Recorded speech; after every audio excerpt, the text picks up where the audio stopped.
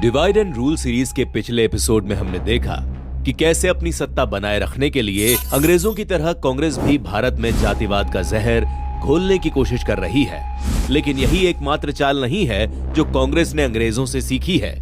तुष्टीकरण की राजनीति में भी माहिर है कांग्रेस। साल 1857 के पहले स्वतंत्रता संग्राम के बाद अंग्रेज समझ गए थे कि बिना भारतीयों को अलग अलग बांटे ज्यादा समय तक भारत पर राज नहीं किया जा सकता है।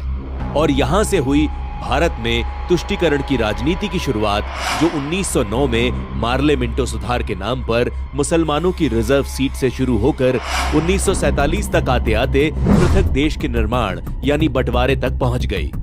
जहां एक तरफ अंग्रेजों को अपनी सत्ता बनाए रखने के लिए मुस्लिम तुष्टीकरण की जरूरत थी, तो वहीं दूसरी तरफ जल्दी सत्ता पाने की चाह में कांग्रेस मुस्लिम लीग की हर मनमानी मानती चली गई। 1947 में भारत तो बंट गया, लेकिन नहीं बदली इनकी बांटने की राजनीति। और अंग्रेजों के जाने के बाद कांग्रेस ने भी इसी डिवाइड एंड रूल की नीति को अपनी स्थायी पॉलिसी बना लिया। डिवाइड एंड रूल एपिसोड 2, तुष्टीकरण की राजनीति। भारत का संविधान, जिसमें सभी समुदायों के लिए समान कानून यानी कॉमन सिविल कोड की बात कही गई है। देश के पहले कानून मंत्री डॉक्टर अंबेडकर समान नागरिक संहिता के प्रबल समर्थक थे। आखिर हमें यह आजादी किस लिए मिल रही है? हमें यह स्वतंत्रता अपनी सामाजिक व्यवस्था को सुधारने के लिए मिल रही है, जो असमानताओं, भेदभाव और अन्य चीजों से भरी हुई है, जो हमारे मौलिक अधिकारों के साथ टकराव करती है। इसलिए किसी के लिए भी यह कल्पना करना बिल्कुल असंभव है कि पर्सनल लॉ को राज्य के अधिकार क्षेत्र से बाहर रखा जाएगा। लेकिन नेहरू सरकार ने आजादी के तुरंत बाद 1950 के दशक में तुष्टीकरण की राजनीति की नींव रखते हुए केवल हिंदू कोड बिल लागू कर दिया, यानी देश के एक वर्ग के लिए आधुनिक कानून और दूसरे के लिए मजहबी कानून। इसी दौरान नेहरू सरकार ने 1954 वक्फ अधिनियम पारित कर दिया, जिससे वक्फ बोर्ड को एक कानूनी दर्जा मिल गया।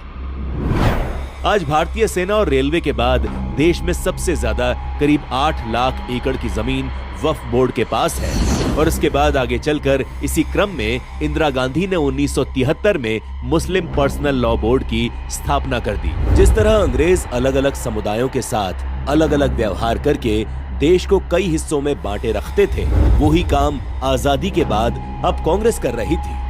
और कांग्रेस की इस तुष्टीकरण की राजनीति में मील का पत्थर साबित हुआ शाहबानो केस। शाहबानो केस, जहां एक तलाक पीड़िता मुस्लिम महिला को गुजारा भत्ता देने के सुप्रीम कोर्ट के आदेश को राजीव गांधी सरकार ने संसद में कानून बनाकर पलट दिया। देश को बांटने की यह अकेली कांग्रेसी नीति नहीं थी।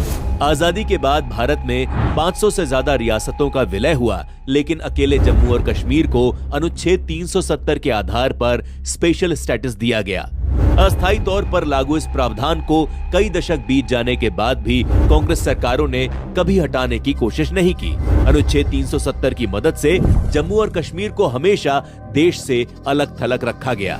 इसी वजह से कश्मीर में अलगाववाद फैला और लाखों कश्मीरी पंडितों को कश्मीर से पलायन करना पड़ा। जम्मू और लद्दाख को गंभीर भेदभाव झेलना पड़ा और लाखों लोग नागरिकता के अधिकार से वंचित रहे।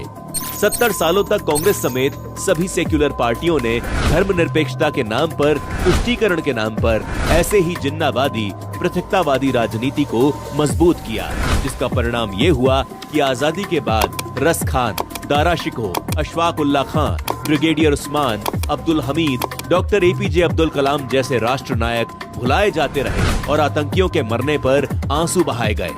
भारत में हर धर्म के लोग आतंकवाद का शिकार बने, लेकिन कांग्रेस ने अपने राजनीतिक फायदे के लिए एक तरफ हिंदू आतंकवाद के नाम पर पाकिस्तान की मदद की और दूसरी ओर सिमी और PFI जैसे संगठनों पर नरमी बरती।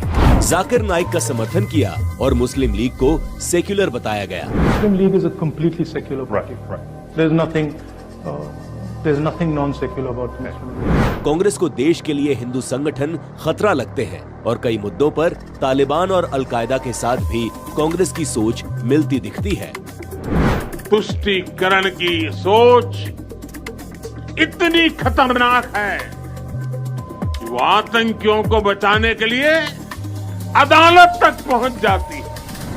जिस तरह अंग्रेजों ने अपनी सत्ता बनाए रखने के लिए एक समुदाय का इस्तेमाल दूसरे के खिलाफ किया, वैसे ही मनमोहन सिंह ने देश के संसाधनों पर पहला हक मुसलमानों का बताकर देश को अल्पसंख्यक बहुसंख्यक की बहस में ही उलझाए रखा। We will have to devise innovative plans to ensure that minorities, particularly the Muslim minority, are empowered to share equitably in the fruits of development.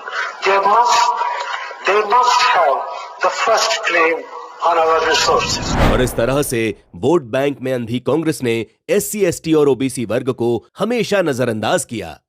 Secularism के नाम पर कांग्रेस हमेशा देश में पृथकतावाद का जहर बोती रही है। कांग्रेस ने कभी देश को एक नहीं होने दिया ताकि समुदायों में बटा भारत कभी एक परिवार की गुलामी से आजाद न हो सके। आज भी कांग्रेस सत्ता में आने पर 3 तलाक कानून खत्म करने का वादा करती है। जम्मू और कश्मीर पर फिर से अनुच्छेद 370 लागू करना चाहती है। 70 साल से कांग्रेस की ये बांटने की राजनीति देश देखता चला आ रहा है।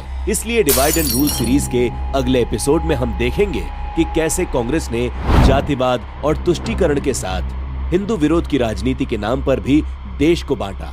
कांग्रेस की तुष्टीकरण की राजनीति के चलते ही 10 साल पहले भारत ने एक संकल्प लिया।